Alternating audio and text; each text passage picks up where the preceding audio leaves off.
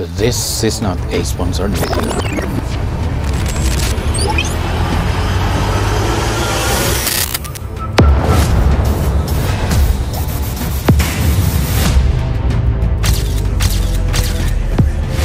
Alright guys, mga kabayan, nandito tayo ngayon sa Mount Pine Spring Resort. Swim your worries away. Ito yung tagline nila dito.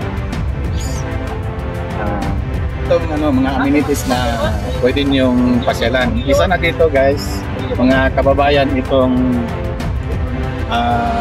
Mount Pine Spring Resort swimming pool. Tara, puntahan natin. Meron sila dito, kung gusto niyong pumunta, makita yung ilog nila rito. Ito, pwede niyong puntahan ng Agusan River guys.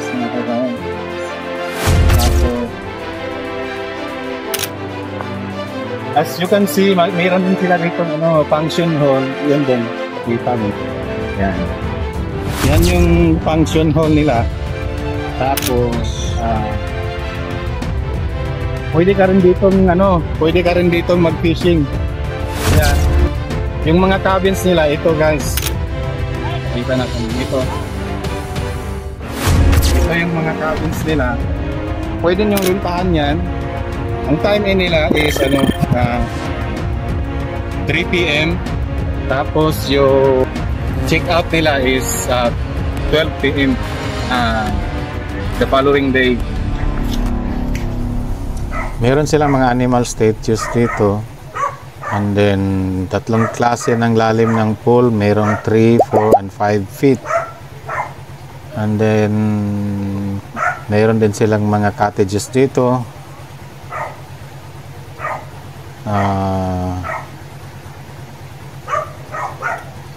Ito yung 5 and 4 feet. Yung una kanina, yun yung 3 feet. Tapos ito yung dressing room at toilet and bath nila. And dito naman sa pintuan na ito, patungo ito doon sa fishing and kayak area nila, mga kababayan, mga boss, mga idol. Ito, medyo hindi tayo sinuwerte dahil umuulan. Kaya buti na lang may dala kaming payong ni Bobong. Kaya talagang nagamit yung payong dito. So ito yung nila, yung view na makikita mo dito kapag nandito ka na dito sa kayaking at fishing area. Kasi nga pwede kang rito, mga idol, mga kababayan. Pwede ka ritong mag-fishing, no? Meron din sila ditong crocodile statue. Parang totoo, guys, iwan ko kung anong yan, gawa ba ng fiberglass yan o ng semento. Tapos ito guys, ito na yung yung kayaking area nila. Tapos din to, dito pwede ka nang mamingwit dito. Ano bang mamingwit sa Tagalog? Mangawil. Comment na lang sa comment section guys kung tama ba yung Tagalog ko sa mamingwit. Ito guys, meron ditong din, yung naka-elevate na cottage, yung may kortina na puti. Tapos ito, kayak. Ilang kayak ba to? 2.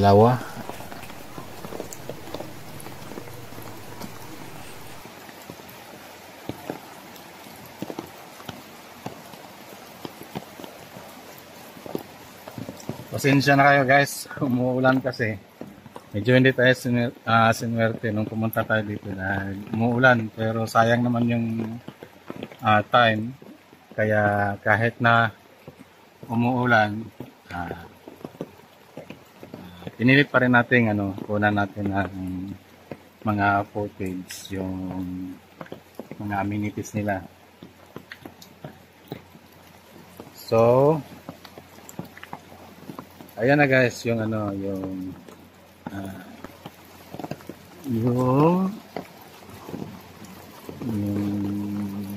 artificial, ano ba tawag nito guys? Made of cement na crocodile. Iwan ko ba kung cement ito o fiberglass. Tapos, meron sila dito parang stage. Yun yung entrance nila. Oh, yan. Yan yung pinaka-entrance nila. Tapos, meron pa rin sila doon yung parang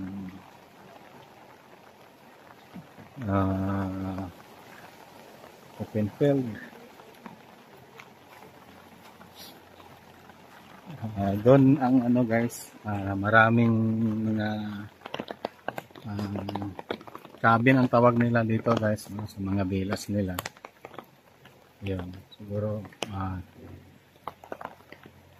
papakita ko na lang sa inyo some of mga footages doon sa mga cabin nila. Tapos dito naman kapag sasakay ka sa dito sa kayak nila, ito na yun guys, mga kababayan. Yan, may yellow. Ito naman maroon o red. Tapos ito yung kayak area nila. Meron pala doon guys, yung pedal na pwede ka mag-pedal doon sa isang rides nila dito sa parang kayak area nila. So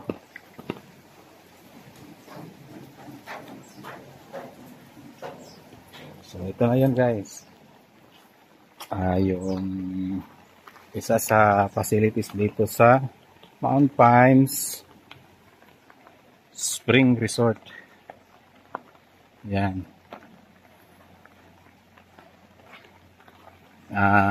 Kayaking and fishing. Pwede pala mag-fishing dito guys. 6 AM up to 5 PM only. Tapos ang fees nila, ang kayak is 300 per hour. Tapos water bike single 350 per hour. Water bike double 500 per hour. Tapos yung fishing is 200 per kilogram. So pwede kang mamingwit dito guys. Tapos doon ka lang magbabayad sa cashier nila. Yan yung yung rules, no bumping of kayak, maximum of 2 to 3 occupants at a time. Ayan guys, sa taas meron pa silang parang cottage, parang parang may two-story kasi wala namang function sa baba, parang hagdanan na lang. Bale yung taas lang talaga yung yung pwede nyong i-occupy. Maganda naman yung lugar guys, talagang sulit ito pagka gusto mong mag-relax muna sa napaka-busy ng syudad. Meron din sila ditong guys, Bible verse. A glimpse of the earthly paradise to come. Psalm 37:29.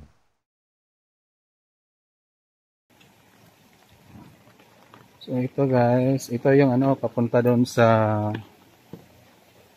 yung binidyohan ko kanina, papunta doon sa yung second floor na cottage. So lalabas na muna tayo guys. Pasensya na kayo dahil hindi naman kasi natin inaasahan na uulanin tayo. Pero continue pa rin para sa inyo to guys, mga kababayan. Doon sa gustong maghanap ng ano, relaxing na mga relaxing na resort. Ito na yung isa sa mai-offer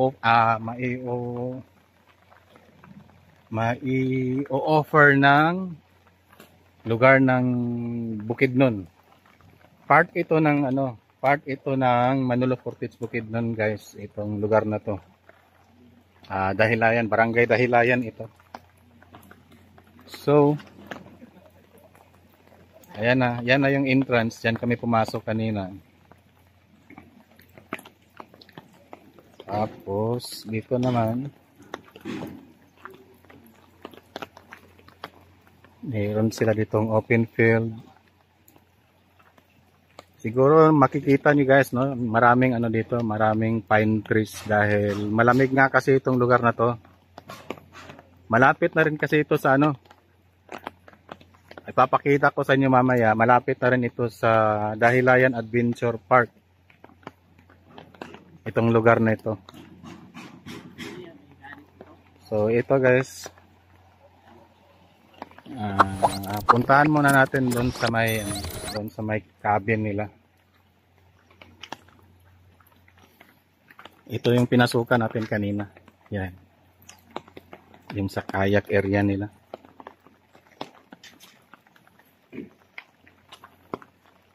Yan, Mount Pine Spring Resort.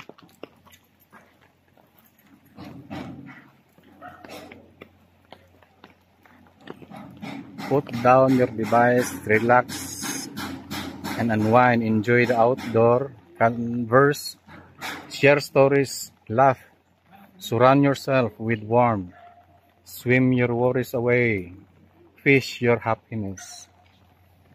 Kaya ang kagandahan talaga rito guys, relaxing talaga tong lugar na to.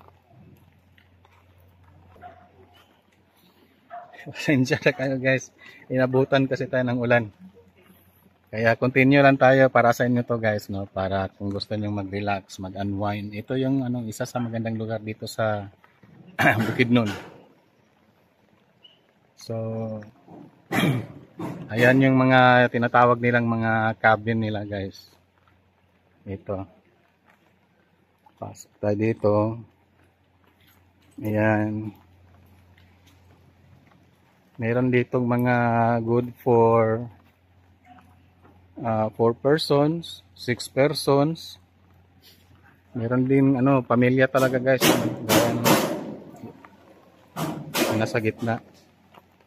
Medyo malaki siya. Dito sa mga cabins nila, pwede ka na rito magluto. Pwede ka lang magdala ng mga lulutuin nyo. Meron na din silang provide na mineral water. I-visit nyo na lang yung meron daw kasi silang Facebook page. At nandun yung mga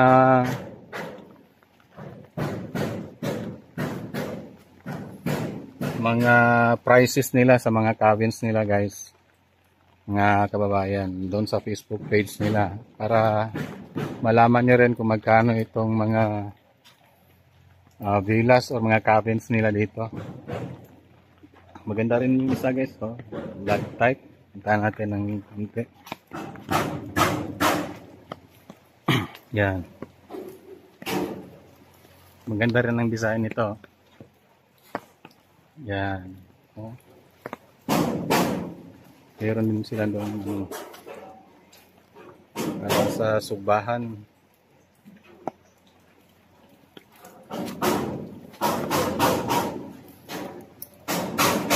Yan, doon tayo nang galing kanina guys. Dito na. Bababa tayo dito dahil doon sa may unahan, meron daw ilog dito guys.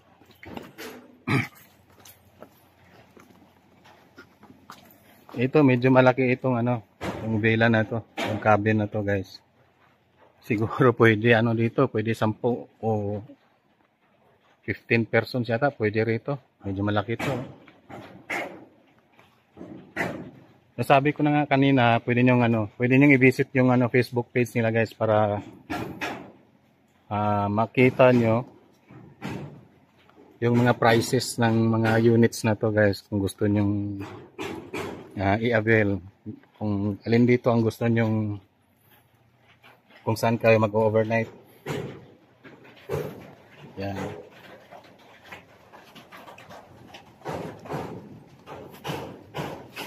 Ito, meron silang open field dito. Meron silang tent. Mount Pine Spring Resort. Yan. Dito, pwede kang magpa-picture dito sa ano nito. Parang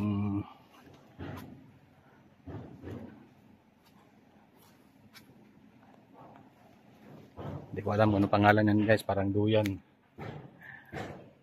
Ito.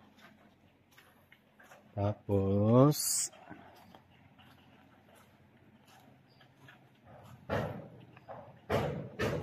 bababa tayo dyan sa kabila guys para makita rin natin yung sa baba. Saan ba dadaan?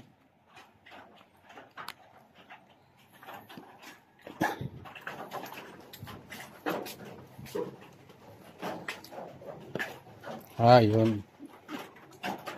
Doon tayo dadaan guys.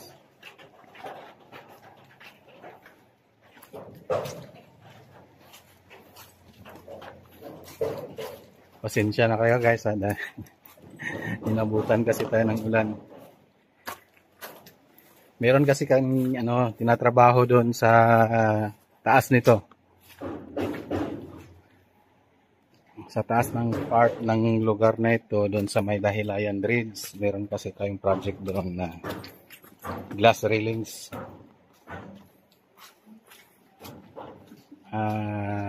Bumaba lang tayo dito para i-vlog natin guys para makita nyo ang napakagandang lugar nito.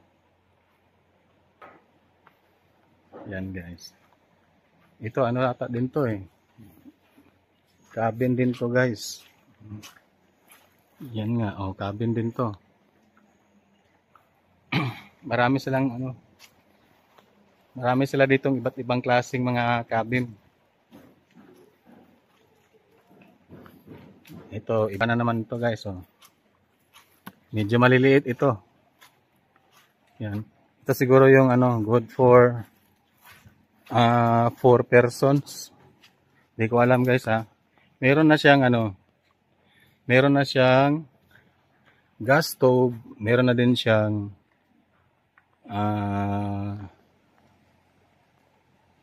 ano ba tawag dito? Nakalimutan ko na.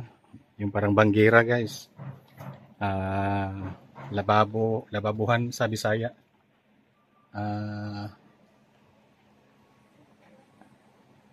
Kitchen sink. Yan. Meron na siyang kitchen sink, gas stove, saka mineral water. Yan.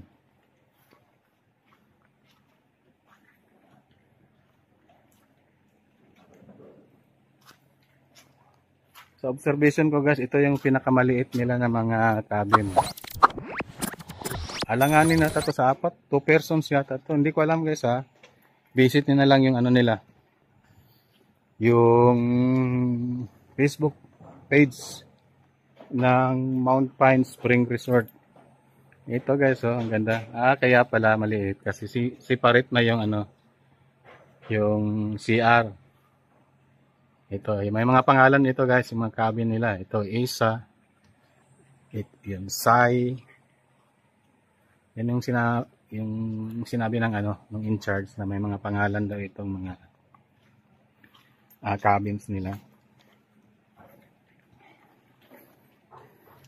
Doon tayo nang galing kanina guys, sa taas. Ngayon, nag-shortcut kasi tayo. Yan. Doon tayo nang galing kanina. Tapos ngayon, dito tayo dumaan. Papunta na kasi ito sa may sa ilog guys. Bababa tayo, puntahan natin yung ilog. Medyo pinawisan na ako guys. Na kasi ako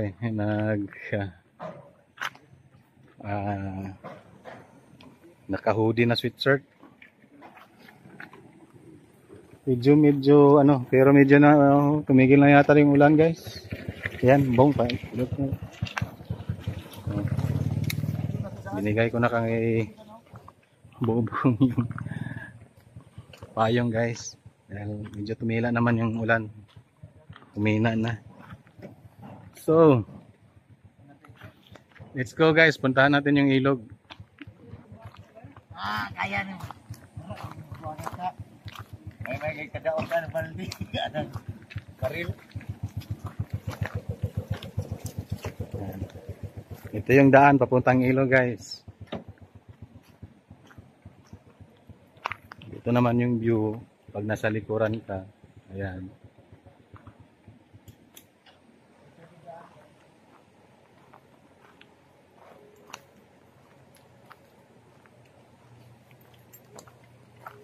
So, puntahan natin yung ilog.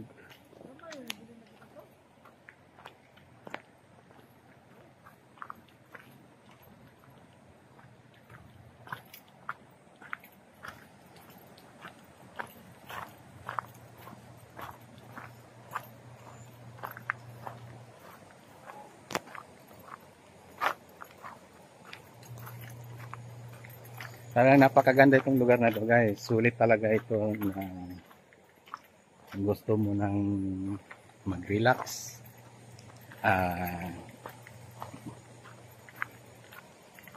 Embrace the nature. Diba? Dan sa mga nature loving dyan. Ito, swak na swak talaga to, guys. Dahan muna tayo dahil tingnan mo yung daan, guys. Oh. Dinidevelop kasi nila ito eh. Handahan lang muna tayo dito, guys, ha. Baka mabaon tayo dito. Yan.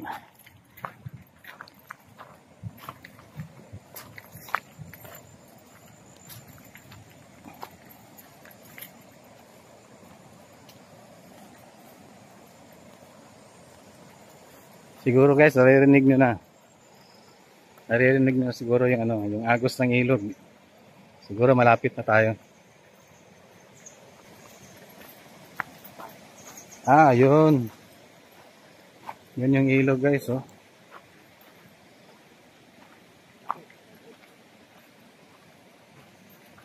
Ang ganda talaga rito pala.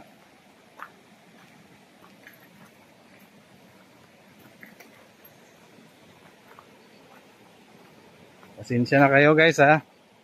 Medyo pinapawisan ako ng maraming singot. Medyo malayo-layo na kasi itong pinupuntaan natin. Pakita ko lang sa iyo yung dinadaanan namin, ha. Yan. Kaputik, guys. Oh.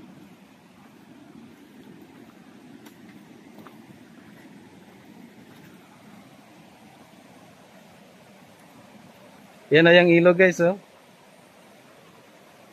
Yan.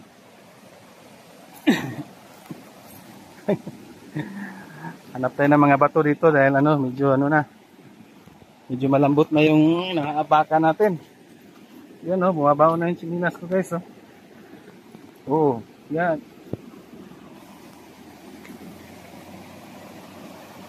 Uy! Bumaon ako, guys, oh. Yan, ang ganda, guys. Sulit na sulit. Oh. Ito yung ilog.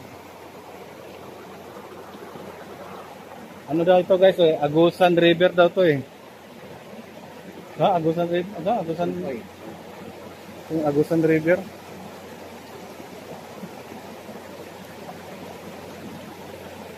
Itanong ko na lang mamaya ulit, guys, baka nagkamali ako, eh. Kung anong pangalan ng river na ito. Ayan, oh.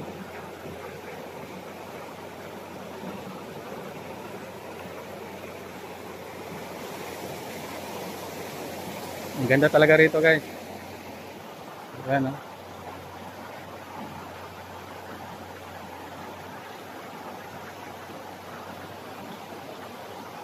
Ang ganda talaga ng kalikasan.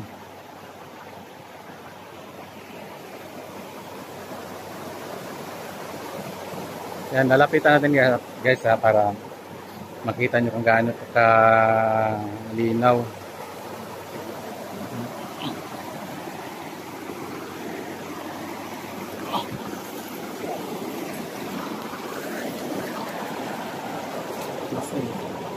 Napakalinaw niyan guys, oh. Grabe. Ayan guys.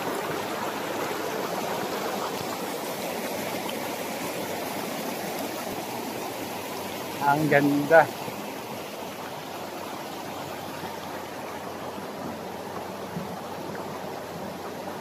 Sulit na sulit guys. Ang ganda ng lugar na to.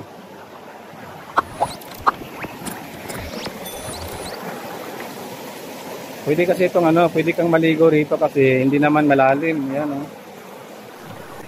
See you sa next video nito guys, and thank you for watching. Bye bye.